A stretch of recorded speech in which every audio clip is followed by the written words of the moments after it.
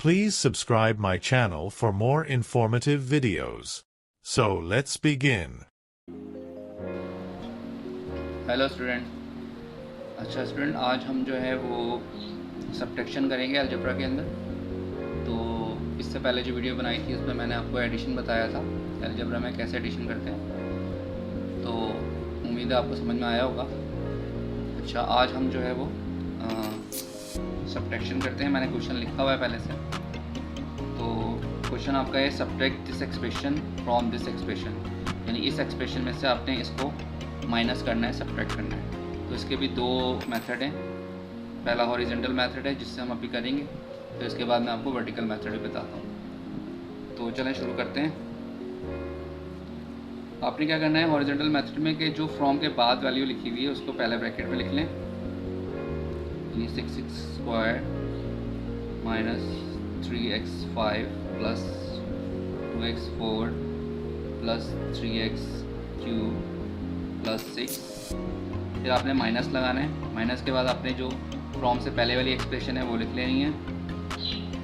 4x5 minus 3x3 plus x4 minus 6x square. ठीक है student. उसके बाद आपने क्या करना है कि इन दोनों को एक ब्रैकेट में लिखना है, लेकिन ये जो साइन है ये इन तमाम साइन से मल्टीप्लाई होगा। ठीक है। तो पहला वाला जो ब्रैकेट है वो आपने ऐसे लिख लेना है, 6x square minus 3x5 plus 2x4 plus 3x2 plus 6, और ये जो साइन है ये मल्टीप्लाई होगा, minus plus minus 4x5 minus minus plus 3x3 minus plus minus x4 और minus minus plus 6x square. ठीक है, इनको हमने एक ब्रैकेट में लिख लिया। यहाँ मैं सॉल्व लिख देता हूँ। अच्छा, अब आपने क्या करना है कि जो एक्स स्क्वायर वाली कैटेगरीज है वो आपने साथ साथ अरेंज करनी है। एक्स स्क्वायर वाली, x5 वाली, x4 वाली, x3 वाली, इनको एक साथ आपने अरेंज करना है। तो देखें 6x स्क्वायर के साथ हम लेकर आएंगे ये वाला 6x स्क्वायर। ठीक है, तो प्लस 6x स्क्वायर हो गया। फिर माइनस 3x5 हमने लिखा, उसके साथ हम x5 वाला लेकर आएंगे। x5 वाला देखिए ये है, तो माइनस 4x5 हो जाएगा।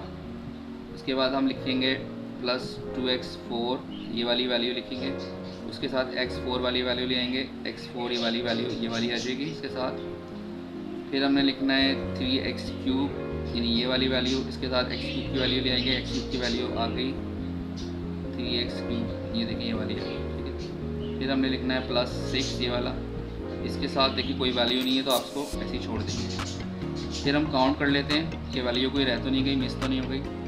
1 2 3 4 5 6 7 8 9, और यहाँ पे देखें 1 2 3 4 5 6 7 8 9। इसका मतलब सारी वैल्यू हमने लिख ली है, कोई वैल्यू मिस नहीं है। तो अब हम इसको सॉल्व कर लेते हैं, यानी कि प्लस को प्लस कर लेते हैं, माइनस को माइनस। 6x और 6x दोनों प्लस के हैं, जब प्लस हो जाएंगे प्लस प्लस प्लस होता है। 2x स्क्वायर 12x स्क्वायर आ जाएगा इन दोनों को प्लस करके। ये दोनों माइनस के हैं, लेकिन माइनस माइनस भी प्लस होगा, लेकिन साइन माइनस का रहेगा, दोनों प्लस हो जाएंगे। हो जाएगा 7x5 माइनस के 7x5 आ जाएंगे। फिर 2x4 देखें प्लस का है, और x4 जो है वो माइनस का, यानी कि यहाँ 1x है, तो 2 में से 1 माइनस करेंगे तो 1 रह जाएगा। 1 हम लिखते नहीं है अलजेब्रा में, इसलिए हमने लिखना है x4, सिर्फ x4 लिखना है यहाँ पे।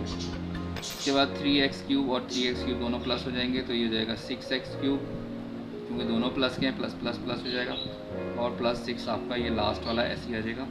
तो ये आपका फाइनली आंसर आ गया। ठीक है, ये हमारा कौन सा मेथड था, हॉरिजॉन्टल। अब हम वर्टिकल मेथड से करते हैं तो हमारा यही आंसर आना चाहिए। यहाँ मैं लिख देता हूँ वर्टिकल मेथड। ठीक है, वर्टिकल मेथड में ये करना है कि जो फ्रॉम के बाद वाली एक्सप्रेशन है उसको आपने ऊपर लिखना है, यानी 6x square minus 3x5 plus 2x4 plus 3x3 plus 6, और जो फ्रॉम के बाद वाली है वो एक्सप्रेशन आप नीचे लिखेंगे। लेकिन नीचे किस तरह लिखेंगे मैं बताता हूँ। देखें ये 4x5 है, तो इस 4x5 को हम इस x5 3x5 के नीचे ही लिखेंगे, यानी x5 के नीचे x5 वाली फिगर आएगी।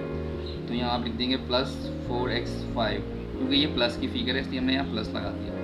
फिर आप देखें 3x³ है, तो 3x³ की वैल्यू इसके 3x³ के नीचे आएगी, यानी x³ के नीचे आएगी। तो ये माइनस की थी, सॉरी, तो ये माइनस आपने लिखना है, माइनस 3x³ इधर आ गई, इसको माइनस कर दीजिए।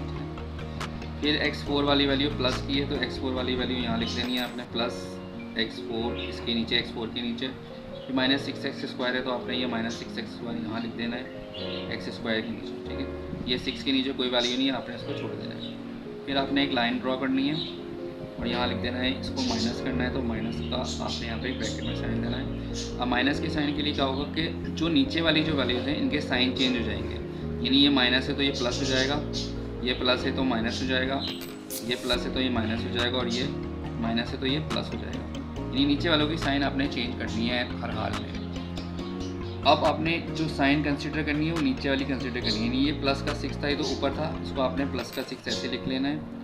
अब यहाँ देखें प्लस का 3 है और ये 3 भी अब प्लस का कंसीडर होगा, तो दोनों प्लस के हो गए, तो प्लस 6x³ हो गया। यहाँ देखें एक प्लस और एक माइनस है, तो प्लस माइनस माइनस हो जाएगा, 2 में से 1 माइनस हुआ, तो x4 रह जाएगा इसका प्लस का, ये प्लस की साइन बड़ी थी और माइनस की छोटी।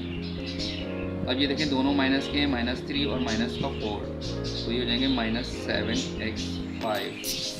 अच्छा, ये देखें आप दोनों प्लस के हो गए, ये ऊपर वाला भी प्लस का है, नीचे वाला भी प्लस का है, तो ये प्लस का 12x² हो जाएगा, लेकिन प्लस का साइन हम शुरू में नहीं लगाएंगे। तो ये हमारा आंसर आ गया वर्टिकल मेथड से। देखें ये आंसर और ये आंसर आपका मैच कर रहा है, ये वाला और ये वाला आंसर मैच कर रहा है, सही है। अच्छा, एक चीज़ आप इसमें और कर सकते हैं कि अगर आपने अरेंज करना हो आंसर तो वो पावर से अरेंज कर लीजिएगा, नहीं असाइनिंग ऑर्डर में लिखिएगा,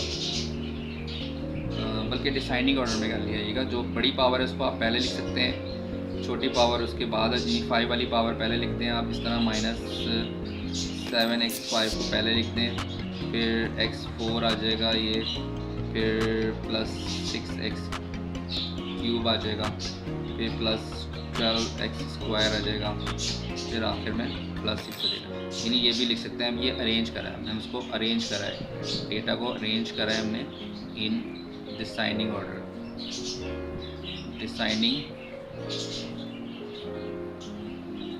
पावर ऑर्डर कह रहे हैं आप, यानी पावर से हमने इसको अरेंज कर दिया, ठीक है। ये भी लिख सकते हैं, लेकिन आपका आंसर, ये आपका आंसर सेम हो रहा है।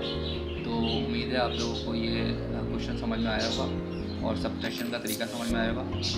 इंशाल्लाह अगली वीडियो में नए टॉपिक के साथ आएंगे। अल्लाह हाफ़िज़।